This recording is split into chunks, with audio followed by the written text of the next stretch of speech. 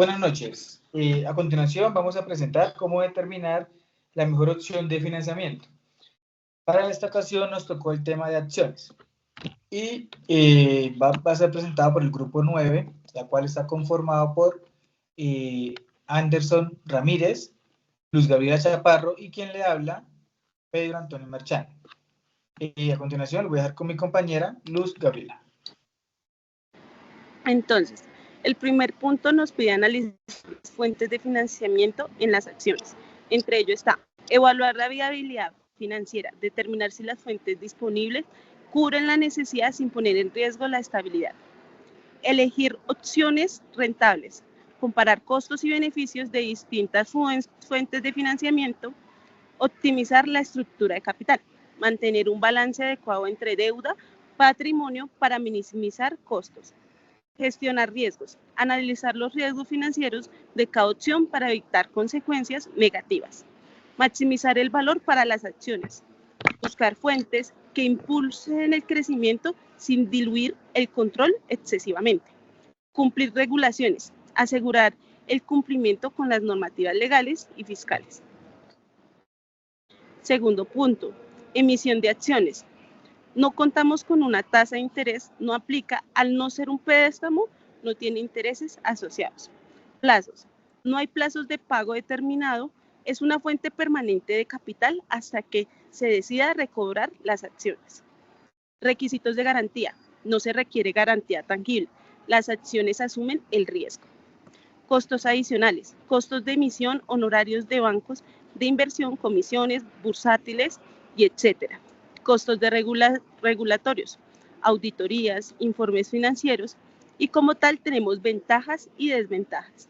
Las ventajas son, no hay obligación de devolver el dinero, aporta capital permanente, no aumenta el nivel de deuda de la empresa. Desventajas, dilución de la propiedad. Las acciones originales ven reducida su participación. Riesgo de baja valorización de las acciones. Costos asociados a la emisión, comisión y trámites regulatorios. Entonces, a continuación, tenemos un ejemplo entre acciones y préstamos bancarios. Tasas de interés, pues las acciones no tienen tasa de interés, pero los préstamos sí, de un 6% a un 20% anual. Plazo, acciones no cuenta con plazos, pero los bancos, los préstamos bancarios sí cuentan de 1 a 5 años. Requisitos de garantía. Como lo dijimos anteriormente, las acciones no requieren requisitos de garantía. Los préstamos bancarios sí, como prendas hipotecarias. Costos adicionales, honorarios de las acciones, emisiones, comisiones, bursátiles y costos regulatorios. Los préstamos bancarios requieren comisión por apertura, costos de intereses y seguros. Ventajas, no aumenta la deuda capital permanente sin vencimiento, las acciones. Y los préstamos bancarios, acceso rápido al capital, control de propiedad. Y las desventajas son de acciones, la disolución de la propiedad, riesgo de baja valorización. En los préstamos bancarios, aumenta de la deuda, pago de intereses y principal. Sería todo. Sigue mi compañero Pedro. ¿Qué son las fuentes de financiamiento?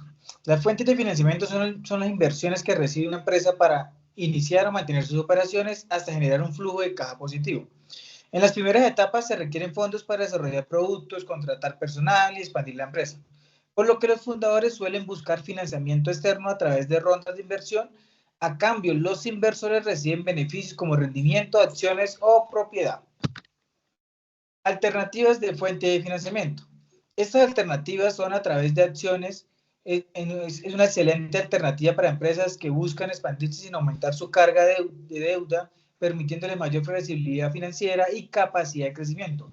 A continuación, vamos a ver 6 posibles alternativas. La primera, vamos a ver crédito hipotecario. Crédito hipotecario es una de las opciones más socorridas o concurridas ante cualquier crédito bancario. Revisa las características del mismo, tasas de intereses, plazas, comisiones bancarias, las garantías, etc. Financiaciones gubernamentales.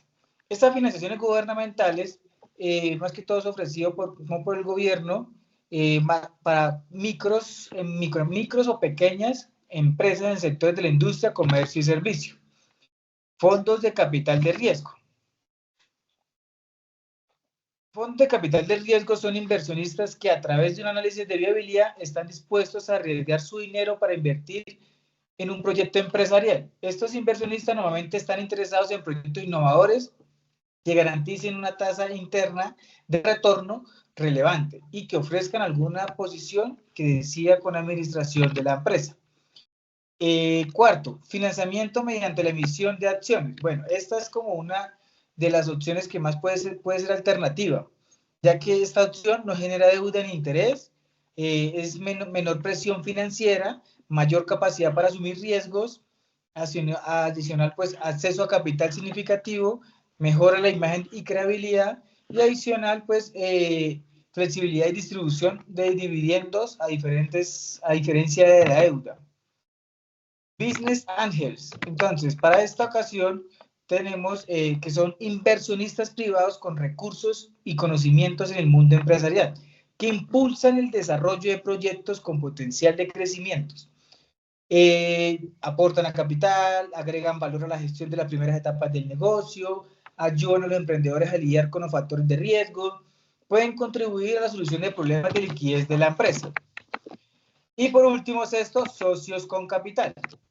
Entonces, los socios con capital, si decidiste emprender en solitario y necesitas inyectar capital para crecer, tal vez este momento considerar integrar socios con capital que participen de las ganancias, pérdidas, los triunfos y los fracasos de la empresa. Esto es todo por el momento. Los dejaré con mi compañero Anderson Ramírez. Bueno, buenas noches. Continuando con esta presentación, en último lugar tenemos las consecuencias de la no planeación en el momento de adquirir acciones. La planeación de ponderación de las distintas fuentes de financiamiento es crucial para la toma de decisiones financieras, especialmente en lo que respecta a las acciones. No realizar esta planeación puede generar diversas consecuencias negativas, tales como: primero, estructura de capital ineficiente. Al no ponderar adecuadamente las fuentes de financiamiento, una empresa puede terminar con una estructura de capital desequilibrada. Segundo, dilución del control accionarial. Si una empresa decide emitir acciones sin evaluar su impacto en la estructura de financiamiento, los accionistas actuales pueden ver reducida su participación y control dentro de la empresa.